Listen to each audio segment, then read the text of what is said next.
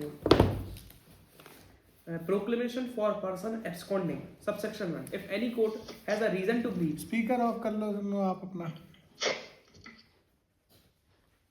Subsection 1. If any court has reason to believe, whether after taking evidence or not, that any person against whom a warrant has been issued by it has absconded or is concealing himself, so that such warrant cannot be executed.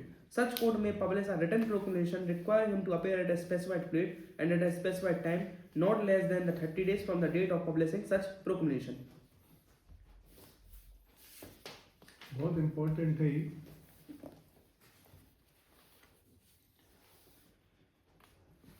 देखो यहाँ पर पहले उसको पढ़ो आप.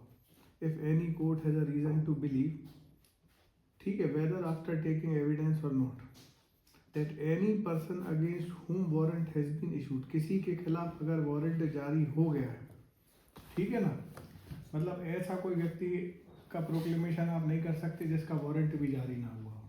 ठीक है, ये पहला एसेंशियल है सबसे पहले. ठीक है. ठीक. अब हैज एब्सकॉन्डेड, या तो भाग गया है या अपने आप को छुपा रहा है ताकि वारंट एग्जीक्यूट ना हो पाए. ऐसी स्थिति में क्या करेगी कोर्ट? पब्लिश कर देगी रिटन प्रोक्लेमेशन. ठीक है ना. ठीक. Requiring him to appear at a specified place and specified time not less than 30 days from the date of publishing such proclamation.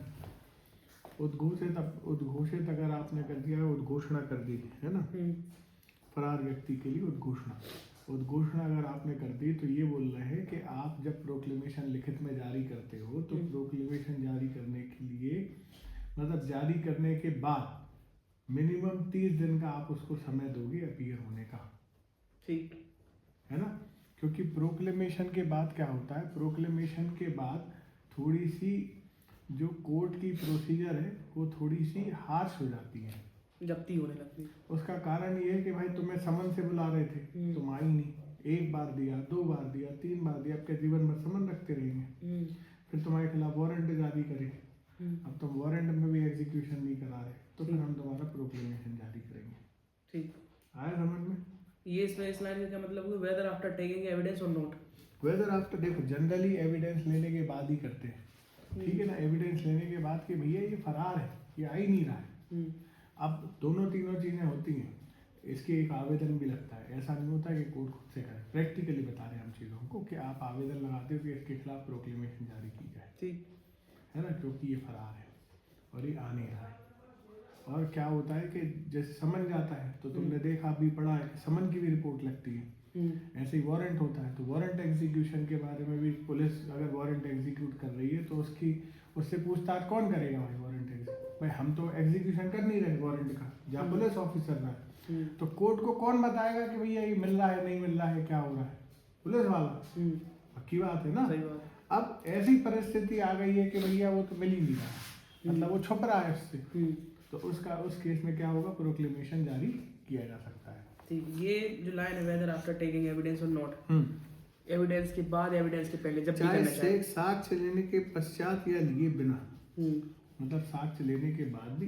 देखो कोर्ट आपके प्रोसीडिंग्स को देख रही है ना, क्योंकि उसके पास मैटर ऑलरेडी है ना, तो कोर्ट को भी तो पता है चीजें.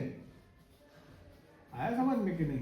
ठीक. कि तुम्हें ये सब पता है, तुम ही कोर्ट को थोड़ी ना रोज बताने जा रहे हो. भाई कोर्ट के सामने केस लगा है, कोर्ट के पास पूरे कागज है, इनको पलट के वो देख रही है कि ये हो क्या रहा है इस केस में. आया समझ में? ठीक.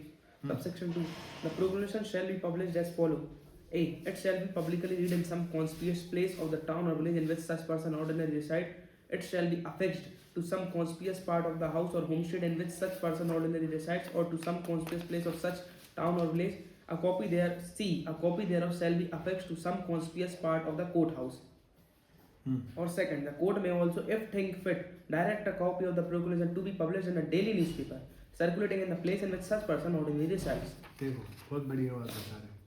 यहाँ पे ये लिखा हुआ है कि प्रोक्लेमेशन कहीं इन तरीके से पब्लिश की जाएगी. सबसे पहले publicly read in some conspicuous place of town और विलेज. ठीक है.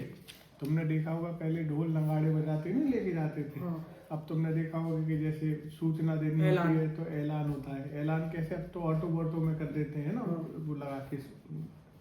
अब माइक वाइक लगा के। हाँ दूसरा, it shall be affect in some conspicuous part of the house in which a person ordinary reside. भाई जहाँ घर पर रहते हो उसके ऐसे जगह पे जहाँ से वो दिखे, वहाँ पे हम चस्पा कर सकते हैं, ठीक है ना।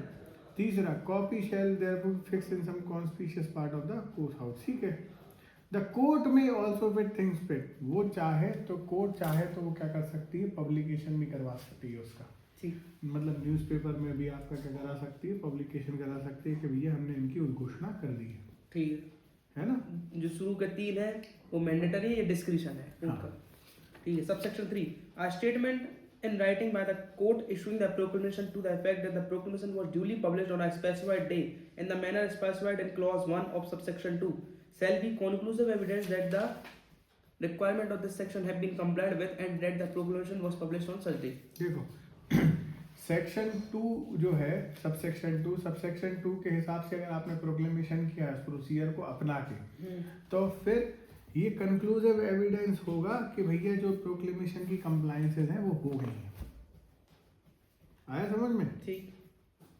कंक्लूसिव एविडेंस मतलब? कंक्लूसिव एविडेंस मतलब अब इसके अतिरिक्त आपको कोई सबूत चाहिए नहीं है।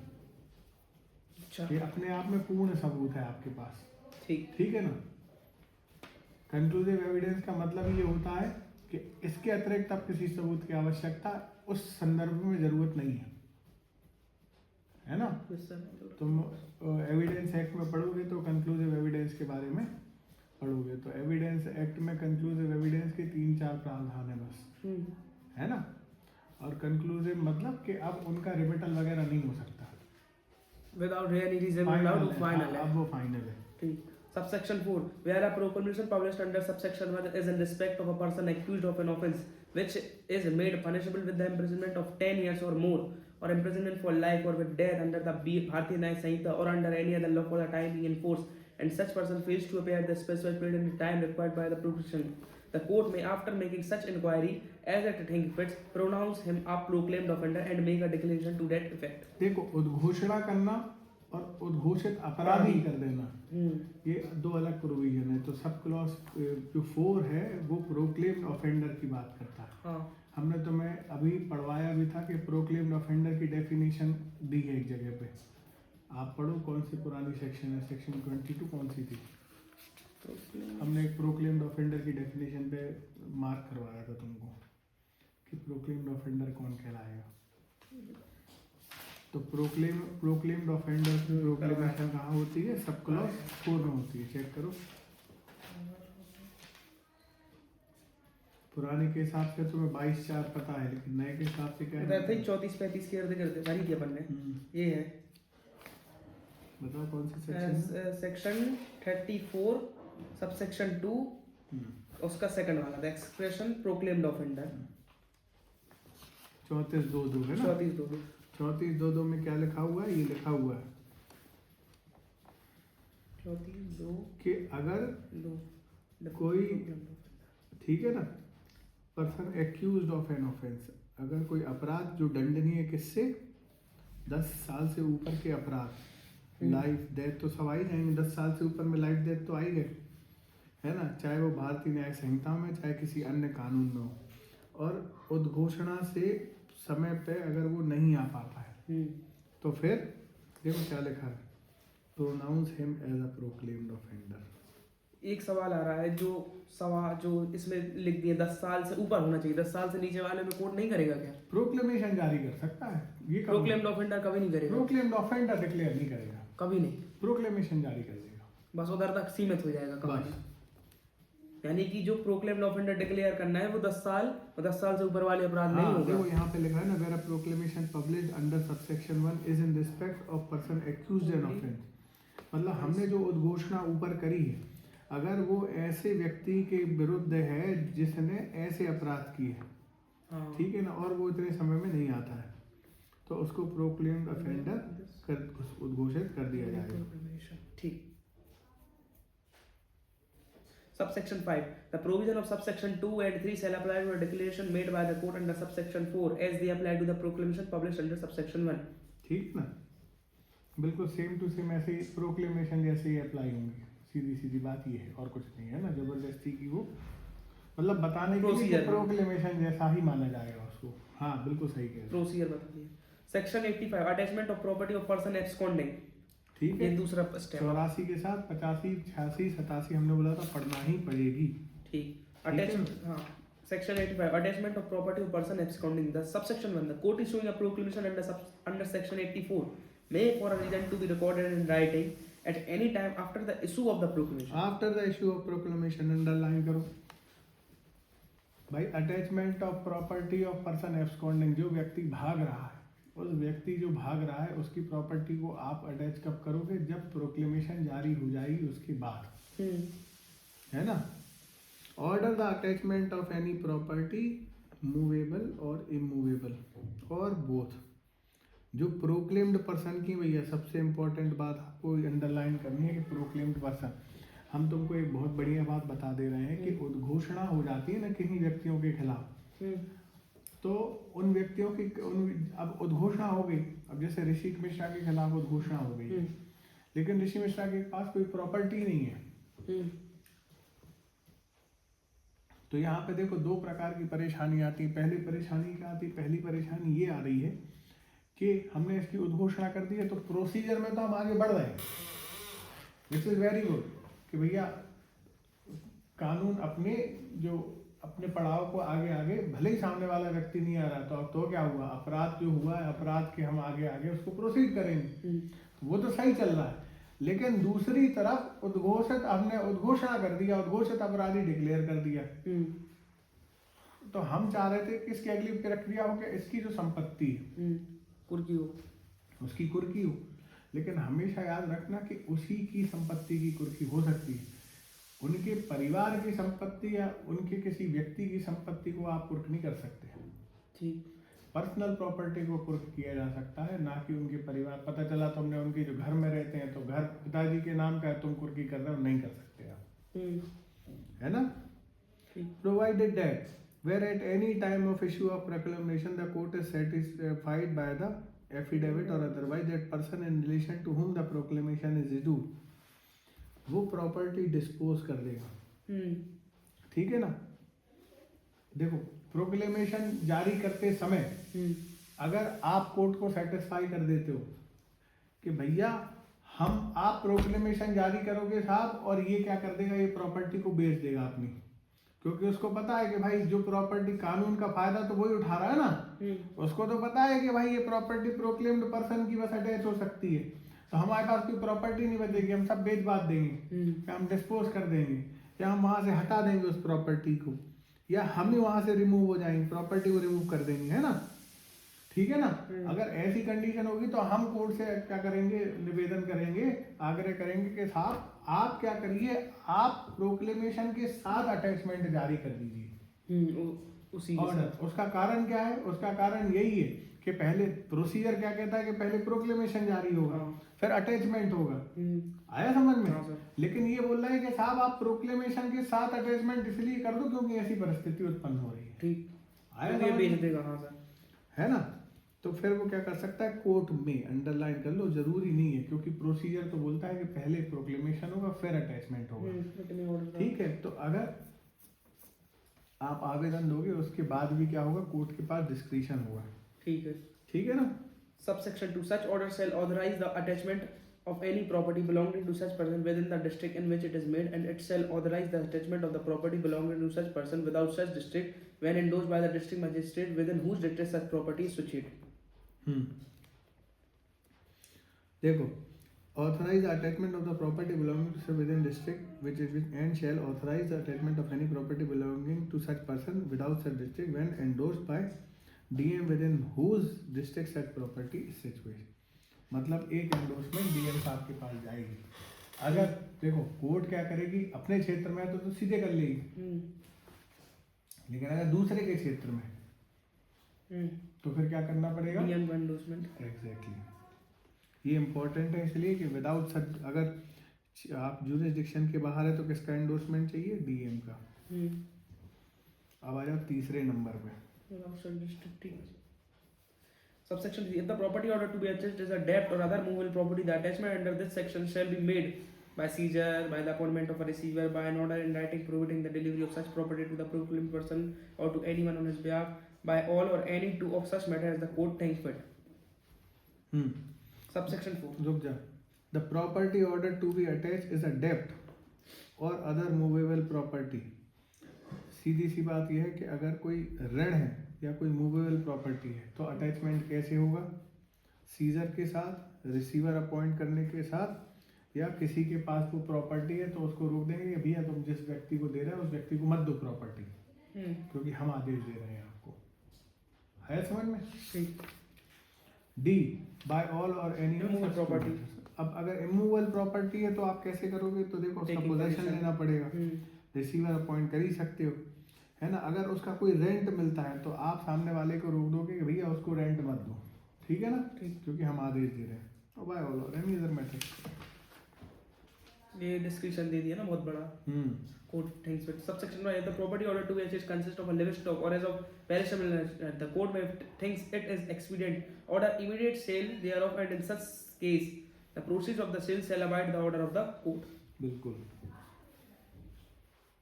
क्या है ये? The proceeds of the sale shall abide by the court. अच्छा अपन वो नहीं लगा, माइक नहीं लगा है. ठीक है ठीक. ये बेसिकली बोल रहे हैं कि अगर मवेशी अवेशी है आपके पास, या कोई ऐसी प्रॉपर्टी है जो सड़ जाएगी, तो भैया उसका क्या करेंगे? उसको तुरंत बेचेंगे, बाचेंगे, और जो उससे पैसा मिलेगा उसको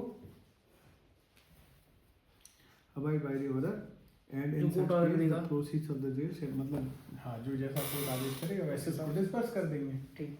This subsection, the power, duties and liability of a receiver appointed under this section shall be the same as those of a receiver appointed under the CPC. Section 86. उसका ऑर्डर 40 है शायद रिसीवर अपॉइंट करने के लिए. हाँ, है ना. Order 40, rule 51 पर जो भी ऑर्डर 40 है, ऑर्डर 38 तो अटैचमेंट, ऑर्डर 40 है, ऑर्डर 40 में रिसीवर अपॉइंट होता है, ठीक है ना. ठीक. तो आदेश 40 है. सेक्शन 86 ये नया जोड़ा है. Identification and attachment of property of a proclaimed person.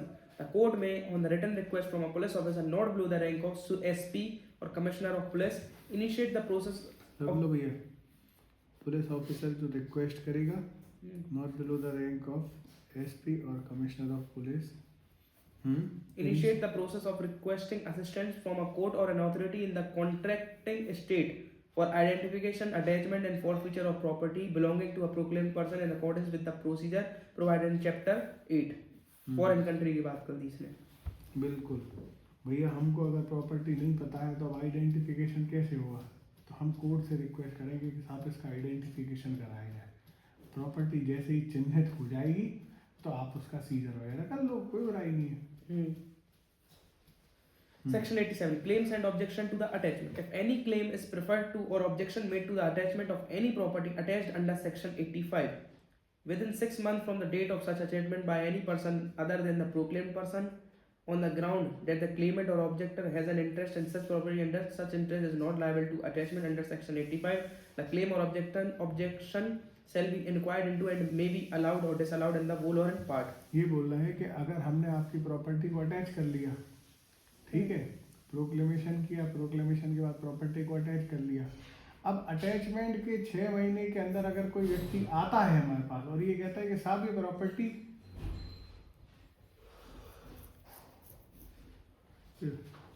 देखो ये बोल रहे हैं कि आपने प्रोक्लेमेशन कर लिया, प्रोक्लेमेशन करने के बाद अगर कोई व्यक्ति 6 महीने के अंतर्गत आता है और कहता है कोर्ट से कि साहब आपने अटैचमेंट तो कर दिया प्रॉपर्टी का, लेकिन ये जो अटैचमेंट आपने किया है ये प्रॉपर्टी इस व्यक्ति की है ही नहीं, ये प्रॉपर्टी हमारी है, तो फिर ऑब्जेक्शन सुनना पड़ेगा ना. या हो सकता है उसकी आधी प्रॉपर्टी हो, पूरी प्रॉपर्टी ना हो, या हो सकता है उसकी प्रॉपर्टी ना हो, तो क्या कर सकते हैं, कोर्ट सुनेगी और कोर्ट सुनने के बाद अलाउ भी कर सकती है उनकी एप्लीकेशन को, डिसअलाउ भी कर सकती है. ठीक. लेकिन अगर 6th मंथ के बाद हुआ, आजा वो भी लिखा हुआ, provided that any claim preferred or objection made within the period allowed by this section may in the event of the death of the claimant or objector be continued by his legal representative. हाँ, एक और चीज उन्होंने बोल दिया कि भैया अगर वो मर गया जो क्लेमेंट है तो उसका लीगल रिप्रेजेंटेटिव भी क्लेम कर सकता है. ठीक. Subsection 2. Claim or objection under subsection 1 may be preferred or made in the court by which the order of the attachment is issued, or if the claim or objection is in respect of property attached under an order endorsed under subsection 2 of section 85 in the court of the chief Sidhi judicial बात magistrate. लिख लो कि अगर भैया जो without jurisdiction की बात करी थी ना, हाँ। अटैचमेंट हुआ है जो मतलब कोर्ट ने अपने जुरिस्डिक्शन के बाहर अटैचमेंट करवाया है, तो फिर वहाँ पे क्या होगा, क्लेम्स एंड ऑब्जेक्शन कौन सुनेगा? चीफ जुडिशियल मजिस्ट्रेट सुनेगा वहाँ पर। In which the attachment is made. ठीक. Other outside jurisdiction. Subsection 3. Every such claim or objection shall be inquired into by the court in which it is preferred or made. ये क्या है? ये basically बोल रहे हैं कि जहाँ पे क्लेम और ऑब्जेक्शन के लिए हमने आवेदन लगाया वही कोर्ट उसको सुनेगी, लेकिन जब आपने सीजेएम को लगाया है तो सीजेएम चाहे तो केस को मेक ओवर भी कर सकता है, मतलब अपने किसी निचली अदालत को दे सकता है कि आप इसको डिसाइड करो। ठीक है ना? ठीक. ठीक sir. Inquired by any person whose claim, subsection 4, any person whose claim or objection has been disallowed in whole or in part by an order under subsection 1 may within a period of 1 year from the date of such order institute a suit to establish the right which he claims in respect of the property in dispute, but subject to the result of such suit, if any, the order shall be conclusive. ठीक है, वो ये बोल रहे हैं कि भैया आपकी अलाउ वही डिसअलाउ कर दिया आवेदन, अब डिसअलाउ कर दिया तो हम 1 साल के अंदर क्या कर सकते हैं, सिविल सूट ला सकते हैं अपने अधिकारों के लिए, और उस आदेश को छोड़ते हुए, है ना, बेसिकली उस आदेश को वो जब डिसाइड हो जाएगा वो फाइनली माना जाएगा, लेकिन तब तक के लिए ये जो कोर्ट कह रही है क्रिमिनल कोर्ट वो फाइनल है। ठीक. आगे समझ, यहाँ पर सिविल सूट इनिशिएट की बात करते हैं, लेकिन ये अभी भी सवाल है ना कि अगर 6 मंथ के अंदर नहीं कर पाए, 6 महीने के अंदर आप नहीं कर पाए तो, हाँ, 6 महीने के आप अंदर नहीं कर पाए तो आपका अधिकार समाप्त है। ये तो फिर क्योंकि जब ही होगा सिविल सूट जब ही अपन कर पाएंगे ना, जब 6 महीने के अंदर करेंगे और फिर अपना हाँ, ऑर्डर बहुत होगा। बढ़िया। देखो अभी उसको भी समझो, एक क्या होता है कि आप एक लिमिट तक अपने अधिकारों के लिए तुम्हें अपने अधिकार ही नहीं पता, तुम्हें अब एक बहुत बढ़िया बात बोल रहे हैं कि तुम कह रहे हो कि 6 महीने के अंदर आप नहीं आए, ठीक है, तो अभी 6 महीने के अंदर तक आप आ सकते थे, आपका अलाउ होता, डिसअलाउ होता, आपको प्रोक्लेम्ड ऑफेंडर डिक्लेयर कर दिया, आपकी प्रॉपर्टी को हमने अटैच कर लिया और 6 महीने तक आप सो रहे थे, ऐसा कभी होता है? समझे आप? मतलब कोर्ट ने तुम्हारी प्रॉपर्टी अटैच कर दी है, सील ताला सब लग चुका है, उसके बाद तुम हमसे कह रहे हो कि 6 महीने तक अगर हम नहीं आ पाए, तो 6 महीने तक अगर हम नहीं आ पाए तो उसका क्या कारण हो सकता है? अगर उचित कारण है तो सुना जाएगा। भाई लकवा मार गया, अस्पताल में थे, 6 महीने से कोमा में थे, दुनिया जमाने ये सब मान लिया, ऐसी कोई व्यवस्था है देश में ही नहीं थे, कितनी सारी चीजें, तब तो जेन्युइन रीजन है आपके पास, अन्यथा कोई जेन्युइन रीजन है आपके पास कि नहीं है? नहीं है। यानी कि जेन्युइन रीजन अगर कोई होगा तो ये हट सकती है 6 महीने वाली। अभी आगे पढ़ो ना, 88 रिलीज पढ़ो। Section 88 release, sale and restoration of attached property. If the proclaimed person appears within the time specified in the proclamation, the court shall make an order releasing the property from the attachment. हाँ, अब देखो, if the proclaimed person does not appear within the time, 6 महीने के अंदर नहीं आता है, तो जो अटैच प्रॉपर्टी है वो डिस्पोजल पे जा जाएगी अब स्टेट गवर्नमेंट की। अभी किसके पास थी? कोर्ट के पास। अब 6 महीने के बाद प्रॉपर्टी अटैच करने के बाद अब स्टेट गवर्नमेंट के कंट्रोल में आ गई, ठीक है ना? लेकिन देखो अभी भी देख लो, but it shall not be sold until the expiration of 6 months from the date of attachment and until any claim is preferred और objection made has been disposed. State government के बाद आने के बाद भी देख लो यहाँ पे क्या कह रहे हैं, but it shall not be sold until the expiration of 6 months from the date of attachment. जिस दिन आपने अटैचमेंट किया है, अटैचमेंट के 6 महीने तक फिर भी आप डिस्पोज नहीं करोगे, यानी कि 1 साल मान लो पूरा। हाँ, मतलब अब दे तो दिया समय, और कितना समय चाहिए? हाँ, यानी कि अब इधर अपन कोर्ट्स के द्वारा करते, कोर्ट के पास जाते, इधर अपन अब स्टेट राज्य गवर्नमेंट सरकार के पास आ गया, और राज्य सरकार को भी लॉ ने मना कर दिया कि ये 6 महीने तक मत बेचना आप उसको। हाँ, ठीक है ना? या कोई क्लेम या ऑब्जेक्शन पड़ा हुआ है तो वो पूरा कंप्लीट हो जाए, उसके बाद इसको डिसीजन करेंगे, ठीक है ना? अनलेस इट इज, अगर वो प्राकृतिक रूप से सड़ने के लिए नहीं है तो, हाँ, है ना? इसमें राज्य सरकार के पास लिए।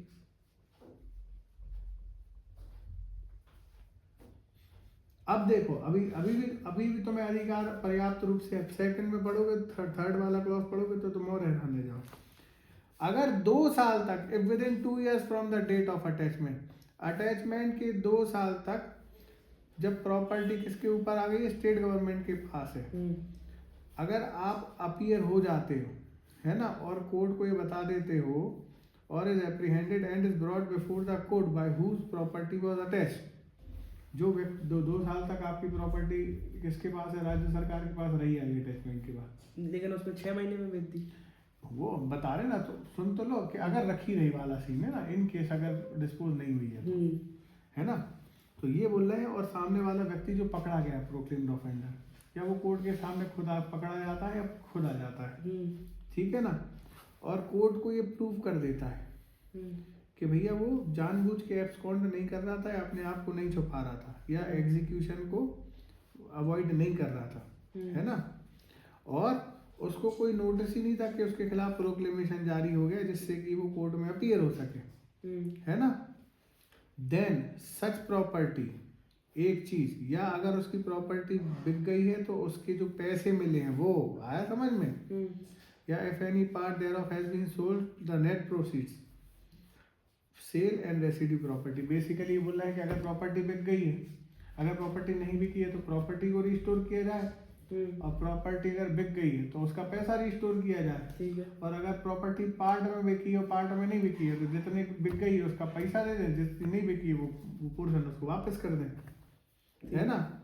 After satisfying there on all the expenses incurred in the attachment, भैया जो खर्चा अटैचमेंट में हुआ है वो तो तुमसे ही वसूलेंगे ना, आया समझ में, ठीक। लेकिन अब जो यहाँ पर लिमिट दे दी गई है 2 साल की, ये एब्सोल्यूट लिमिट खत्म है, है, इसके बाद कोई व्यवस्था नहीं है, ठीक, दिस इज एब्सोल्यूट लिमिट।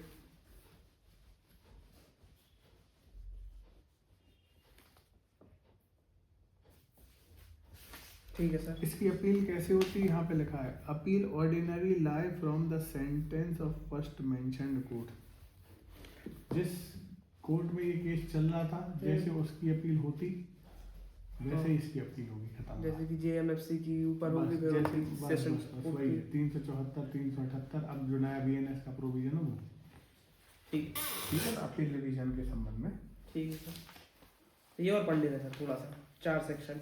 कौन सी वाली, यही वाली, सच वाली, हाँ, फिर वो दूसरा आ जाएगा चैप्टर, ठीक है। आ जाओ। D other rules regarding processes, section 90 issue of warrant in लिeu of or in addition to the summons, in addition to summons। बहुत इम्पोर्टेंट है ये, इम्पोर्टेंट इन द सेंस, देखो अपने सामने मजिस्ट्रेट ने किया था ये क्वेश्चन, हाँ क्वेश्चन में तो पूछा ही जाता है, लेकिन प्रैक्टिकली भी इसका उपयोग होता है। हाँ। A court may in any case in which it is empowered by the Sanhita to issue a summons for the appearance of any person, issue after recording its reason in writing a warrant for arrest, A, if either before the issue of such summons or after the issue of the same, but before the time fixed for his appearance, the court sees reason to believe that he has absconded or will not obey the summons.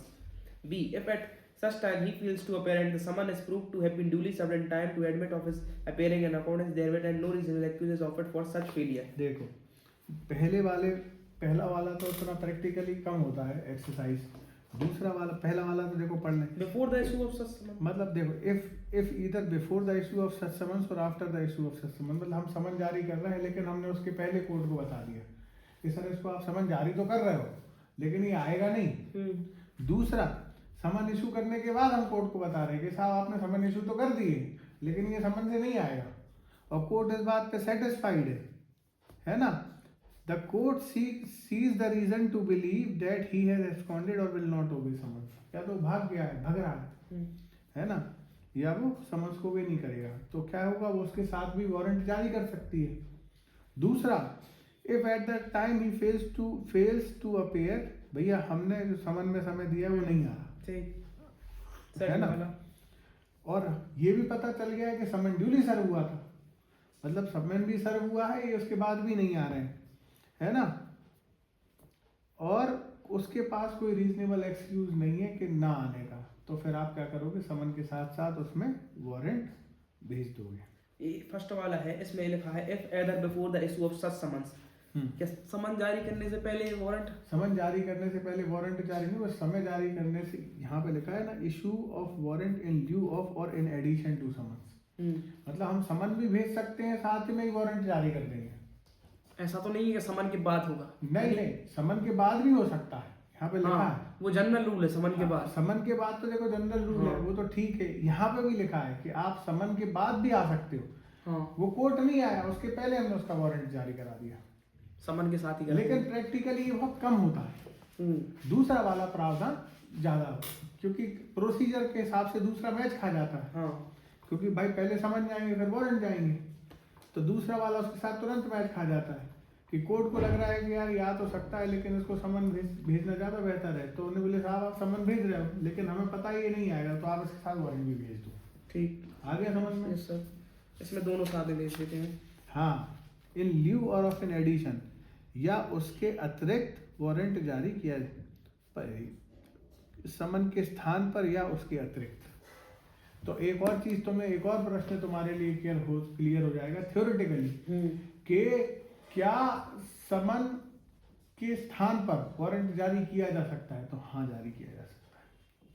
शुरुआती warrant से की जा बहुत सकती है। बढ़िया। Theoretically तो ये है, शुरुआत वारंट से। प्रैक्टिकली ऐसा कम होता है। मतलब हमने तो अभी तक के नहीं ऐसा देखा है तो हम नहीं कह सकते हैं, लेकिन हाँ प्रैक्टिकली कम होता होगा, तभी तो ये प्रोसेस ऐसी है। वही ना, यही तो हम सोच रहे हैं कि नॉर्मली समन समन जारी कर दो, बुला लेंगे, क्या दिक्कत है? हाँ, है ना? नहीं समझे? अब उसके बाद नहीं आ रहा तो ठीक है, उसके खिलाफ कार्रवाई देखते हैं अपन। ठीक।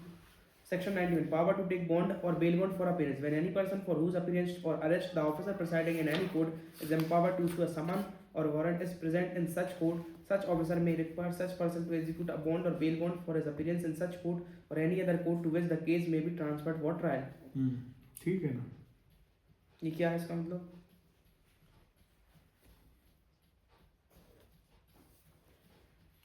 सिक्योरिटी, तुम अपीयर हो गए, अपीयर होने के बाद हम तुमसे बॉन्ड भरवा सकते हैं कि अब तुम रेगुलर अपीयर हो गए, भैया इसका बॉन्ड देके जाओ। ठीक है ना? अब अगर आप उस बॉन्ड का क्या करते हो, पालन नहीं करते हो, तो हम आपको फिर से अरेस्ट कर लेंगे। 92 वाला। हाँ, Arrest, sir, 92. Arrest on breach of bond or bail bond for appearance. When any person who is bound by any bond or bail bond taken under this Sanhita to appear before a court does not appear, the officer presiding in such court may issue a warrant directed that such person be arrested and produced before him. Section 90. The provision of this chapter generally applicable to summons and warrant of arrest. The provision contained in this chapter relating to summon and warrant and their issue, service and execution shall so far as may be applied to the summon. ठीक।